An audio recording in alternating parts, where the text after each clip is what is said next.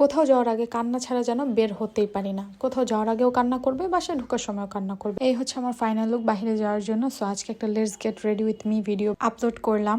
বাহিরে যেহেতু ঠান্ডা আর আমার শীত একটু বেশি, তাই আমি একটু মোটা মোটা জামা কাপড় পরে নিব। এই সোয়েটারটা অনেক বেশি আরামদায়ক, পায়জামাটা আমার ফেভারিট, বেশি সফট আর আরামদায়ক। দৈনন্দিন জীবনে এই পাউডারটা ছাড়া আমি একদম অচল। ফেসে এই পাউডারটা অ্যাপ্লাই করলে এক্সট্রা করে কোনো মেকআপের প্রয়োজন পড়ে না। দেন আমি আমার আইব্রোটা সুন্দর করে ড্র করে নেব। আর ব্লাশন ছাড়া তো আমি বাঁচতেই পারি না। এদিকে আমি সুন্দর করে গালে ব্লাশন দিয়ে নিচ্ছিলাম। ব্লাশন দেওয়া শেষ, অফ ক্যামেরা আমি হচ্ছে লিপস্টিক দিয়ে নিয়েছিলাম। ঠ্যান আমি রেডি।